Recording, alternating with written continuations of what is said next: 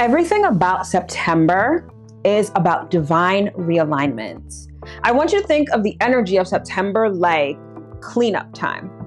So, on the one hand, we're refining a lot of things, and on the other hand, we are restoring balance. So, needless to say, September is a month where we're kind of rolling up our sleeves and getting to work on our lives. But here's the catch: you kind of need to be adaptable because eclipse season has entered the chat. Okay, so it won't be a dull moment in September, I promise you. All right, so if you want to know more about the overall energy and themes for September 2025, stick around. You definitely don't want to miss this.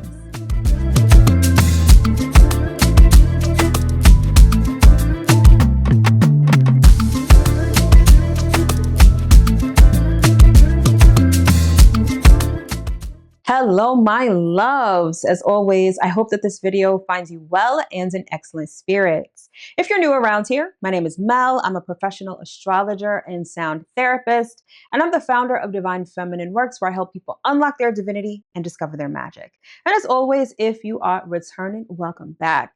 So this video is all about the general themes and the overall vibe for September 2025, astrologically speaking. All right. So, like I said before, eclipse season has entered the chat. And so the energy of this month is going to feel quite erratic. There's going to be a lot of profound enlightenment, a lot of sudden shifts. Y'all are not new to eclipses, so you kind of know the deal. You know the vibes, right? However, if I had to sum up the theme of the month in a concise phrase, it would be divine realignment. And this realignment is really coming in like two flavors. While the sun is still in Virgo, right? And we're experiencing eclipses along the Pisces and Virgo axis, this is about realignment. And this realignment is about refinement, okay? We're getting very clear on what's working for us, what's not working for us. And it's like the universe is going to serve this up not only on a silver platter, but basically via a bright ass neon sign. You're going to know what's for you, what's not for you, sort of where you're headed and what you're leaving behind. And in true Virgo fashion, it's like we are not only getting down to what is necessary and useful, but we are very quick to throw out what is no longer working. Y'all know Virgos are great at cleaning up, and when it comes to clutter and unnecessary things, Virgo is ready to trash those things immediately, okay? And so that's sort of the energy that the universe is serving up to us via these eclipses. All right. Now, when it comes to eclipses, it's about expecting the unexpected. What I love about eclipses, generally speaking, is that this is the time for us to do the least.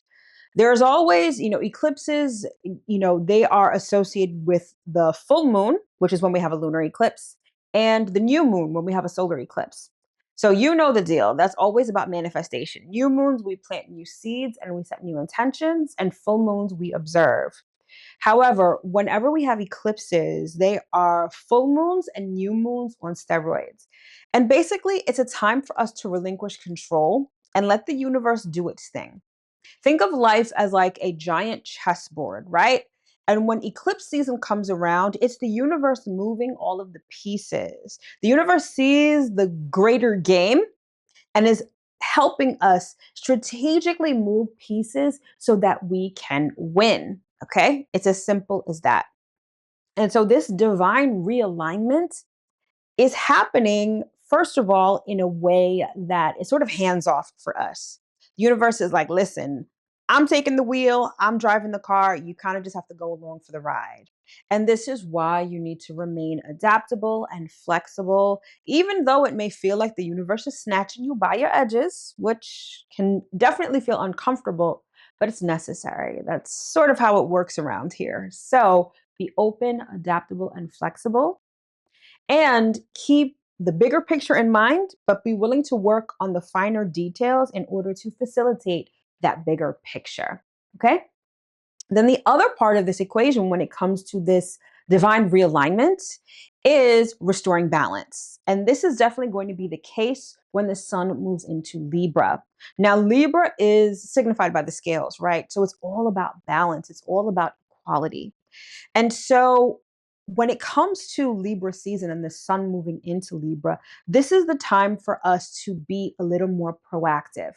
By this time, and this is going to be after September 22nd, the eclipses will have passed, although we'll still be in the energy of it for sure. But rather than the first part of the equation that was about letting the universe handle things, by the time the sun moves into Libra, this is where we get to be a little more proactive. The dust will have started to settle from the eclipses, and now it's time for us to restore balance in our lives, all right? And so it's going to be really important at that point to not only take action steps to restore balance and equality, but also do this in our minds first. Remember that Libra is an air sign, and air signs rule thoughts and communication. So, in the way that we think, in the way that we speak, this is how, particularly during the second half of the month, that we will be restoring balance in our lives. Okay. So, to sum it all up in terms of the theme for September, divine realignment. First, we're letting the universe do its thing via the eclipses. We're kind of hands off, and we're allowing ourselves to keep the bigger picture in mind while still working on refining the details. And trust and believe, the universe will definitely tell you when to focus on which one and how to work with the energy.